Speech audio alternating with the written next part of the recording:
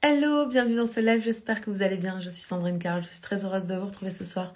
Dans le live de ce soir, on va parler d'échecs. Et c'est très important pour moi d'avoir cette discussion avec vous ce soir parce que, à force d'accompagner des jeunes entrepreneurs qui se lancent, qui veulent réussir et tout, je me rends compte à quel point la peur de l'échec est quelque chose qui est tellement présent à l'intérieur de vous. Puis je voudrais vous dire quelque chose à propos de l'échec, c'est que premièrement, l'échec est un sentiment plus qu'une sentence. C'est plus comme l'observation de ok, j'ai produit telle action. Hello Zébulon, bienvenue dans ce live, j'espère que tu vas bien. C'est plus avoir comme une action qui ne nous a pas emmené le résultat que vous espériez. Ça, on peut considérer que c'est un échec, mais l'échec ne vous définit pas. Le fait que vous ayez échoué quelque chose ne veut pas dire que vous allez échouer pour le reste de votre vie ou que vous êtes complètement nul et que vous devriez vous terrer dans le fond de votre lit. Ce que je voudrais vous dire, c'est que... Hello Guiguine, bienvenue dans ce live. Ce que je voudrais vous dire, c'est que l'échec ne peut pas se vivre uniquement du côté de l'échec. On ne peut pas lire notre vie que du côté de l'échec, en fait. On doit toujours parler de l'échec en même temps que ce qu'on parle de nos réussites. C'est comme les deux côtés de la même pièce. Ça veut dire que si vous voulez réussir, inévitablement, vous aurez des échecs. Des petits, des plus grands. Certains vous atteindront quasiment pas, d'autres vous atteindront beaucoup. Puis ce qui va faire de vous des grands entrepreneurs ou des grandes personnes dans le sens de grandeur d'âme, c'est que vous n'allez pas vous laisser définir par ces échecs, ni par vos réussites. Parce qu'on peut aussi se définir par sa réussite. Et du coup, à chaque fois qu'on s'identifie ou à l'échec ou à la réussite, en fait, on n'est pas connecté avec qui on est profondément. Donc la première chose que je voulais vous dire, c'était ça. C'était que l'échec n'est pas une fatalité, ce n'est pas non plus un résultat absolu et définitif. C'est comme l'observation d'une action qui ne nous a pas donné ce que vous vouliez. Et puis, on va parler plutôt de sentiment d'échec. Parce que finalement, c'est ce qui nous retient en arrière. C'est ce sentiment d'échouer ou d'avoir échoué ou cette peur d'échouer. C'est ce que l'on va ressentir par rapport à l'échec qui finalement va nous conduire à l'échec ou va nous empêcher d'avoir de la réussite. Donc, ce que je voulais vous dire dans le live de ce soir, c'est arrêtez de penser en termes d'échec comme quelque chose qui est fataliste. Plutôt penser en termes d'échec comme presque quelque chose qui est inévitable. Comme si chaque échec vous donnez l'opportunité de recommencer pour mieux réussir. Parce que si vous voyez les choses comme ça, si vous voyez en termes de pièces, où d'un côté vous avez l'échec, d'un côté vous avez la réussite, vous allez moins vivre les choses comme dans votre cœur, comme si vous étiez coupable d'avoir échoué. Vous n'êtes pas coupable d'avoir échoué. Il n'y a pas de culpabilité à avoir parce qu'on a échoué. Ça, c'est la société. La société, surtout la culture française qui a un problème avec l'échec. Et d'ailleurs, je discutais avec une personne qui travaille dans une association qui s'occupe en fait d'aider les entrepreneurs à rebondir après un échec entrepreneurial. Puis, elle me disait que la raison pour laquelle cette entreprise avait été créée, c'est parce que l'échec entrepreneurial en France est vécu comme une tragédie, comme un drame, comme si ça faisait de nous des mauvaises personnes. Puis c'est quelque chose qui est très très mal compris par l'esprit humain français, par l'inconscient collectif français. Et elle disait que pour changer de regard sur les choses, il fallait croiser de nombreux regards. Et donc le but de l'association, c'était de permettre à de plus en plus d'entrepreneurs de rebondir après un échec. Et quand je parle d'échec, là, je parle d'une liquidation d'entreprise. De quand on est arrivé jusqu'au bout et qu'on n'arrive pas ou qu'on n'a plus le goût ou qu'on ne veut plus relancer notre entreprise. Mais pour beaucoup d'entrepreneurs, vivre une liquidation, c'est quelque chose qui abîme profondément l'estime de soi parce que l'échec n'est pas vu comme l'opportunité de faire mieux. Puis vous savez, il y a cette citation aux États-Unis qui dit que en France, si vous avez échoué une première fois, les banques ne vous reprêteront plus. Alors que si vous échouez aux États-Unis une première fois, les banques vous reprêteront parce qu'elles sauront que vous n'allez pas refaire les mêmes erreurs et que vous êtes presque plus qualifié pour être entrepreneur. La première fois que j'ai entendu ça, ça a créé comme une dissonance dans mon esprit. Mais comment c'est possible si on a échoué qu'on soit meilleur pour entreprendre? Si on a échoué, ça veut dire qu'on n'est pas bon. Vous voyez l'esprit français. La vérité, c'est que ce qui ne nous permet pas de réussir, c'est de ne pas nous autoriser à échouer. Mais si on s'autorise à échouer, et que... Hello Robin, bienvenue dans ce live, Robin. Peut-être que ça se dit juste Robin. bienvenue dans ce live. Mais si on s'autorise à échouer, qu'on prend conscience que l'échec ne nous définit pas, que c'est même presque comme dans le cycle d'Hudson, un peu comme les saisons. C'est comme si on refuse de vivre l'échec, donc on reste en haute énergie négative, dans l'anxiété, dans le stress, dans la peur de vivre l'échec. On résiste, on veut pas y aller. Puis à un moment donné, on va finir par lâcher. On va lâcher prise, on va descendre en basse énergie négative, puis on va être triste parce que c'est normal. On a essayé quelque chose, on y a mis tout notre cœur, on a peut-être investi tout notre temps, tout notre argent. On y est vraiment allé à fond, puis ce truc-là, il marche pas. C'est normal d'être triste.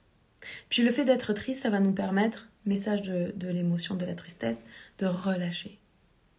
De commencer le deuil. Ok, ce projet-là, il n'a pas fonctionné. Puis ça veut rien dire à propos de qui je suis. Et dès l'instant où on relâche, c'est le moment où il y a de nouvelles choses qui peuvent se créer. Et très souvent, ce que l'on fait, c'est qu'on ne s'autorise pas à lâcher. On est dans la peur, on a peur d'échouer, on a peur de se tromper, on a peur de l'échec, on a tellement peur, qu'on ne s'autorise pas à tomber. Et même si on a déjà échoué, on ne s'autorise pas à se dire, ok, j'ai échoué, c'est normal et c'est pas grave. C'est ce qui est fou en France, c'est que l'échec... Ah non, c'est pas normal. Si tu échoues en France, c'est que tu as un problème, c'est que tu n'es pas une bonne personne. Mais du coup, on n'est pas un pays d'entrepreneurs. On n'est pas une nation dans laquelle les gens prennent des risques, croient en leurs rêves, croient en eux, se lancent des projets, essayent encore, investissent du temps, investissent de l'argent, investissent des connaissances, investissent tout ce qu'ils ont à l'intérieur d'eux pour créer quelque chose. Non, on est un pays dans lequel on a tellement peur de l'échec qu'on préfère ne jamais essayer de se réaliser pleinement, d'avoir la meilleure des vies, de contribuer au niveau auquel on est venu contribuer, pour se protéger de quelque chose qui est normal et qui est pas grave. Parce que dans l'inconscient collectif français, l'échec c'est mal. J'ai une cliente qui en ce moment se demande si elle doit liquider sa boîte. Puis, elle a très peur de ce que va penser sa belle-mère. Pas sa mère, pas son père, pas ses amis, sa belle-mère. Pourquoi ? Parce que sa belle-mère, elle est assez critique avec elle par rapport à l'entrepreneuriat. C'est pas quelqu'un qui a été dans l'entrepreneuriat, de ce que j'ai compris. C'est quelqu'un qui a été salarié. Et du coup, pour elle, l'entrepreneuriat, c'est pas safe. D'ailleurs, je vous en ai déjà parlé, mais dans le cerveau humain, on a le noyau codé qu'on peut observer. Et chez les personnes qui sont entrepreneurs, le noyau codé, il est très souple. Alors que chez les personnes qui sont salariées, hello, devenir formateur pro, bienvenue dans ce live.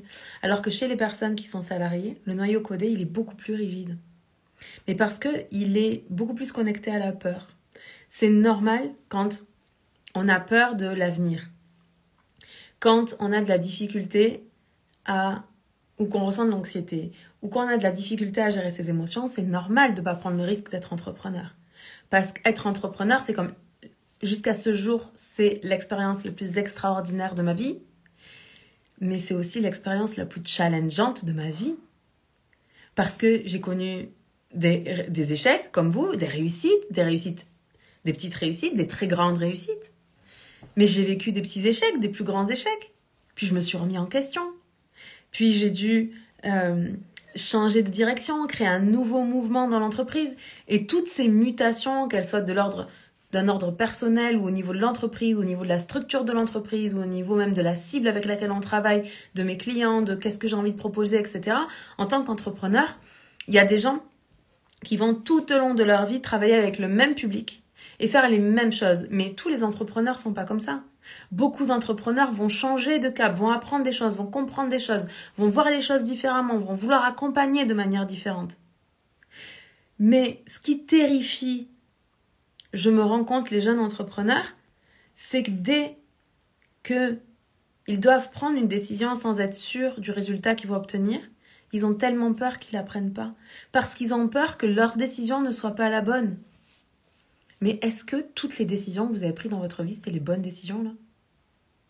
Non, probablement pas. Probablement que vous avez pris des décisions par peur, puis c'était pas la bonne décision. Probablement que vous avez pris des décisions avec vos mauvais penchants, puis c'était pas les bonnes décisions. Mais est-ce que vous avez essayé de prendre une décision avec votre cœur ? avec votre envie, avec le désir de créer quelque chose.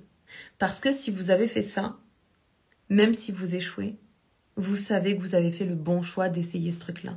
Parce qu'en essayant ce qui vibre dans votre cœur, vous allez apprendre tellement de choses, vous allez comprendre tellement de choses, puis vous allez comprendre cette représentation que je vous propose d'une pièce et que d'un côté on a l'échec et de l'autre côté on a la réussite.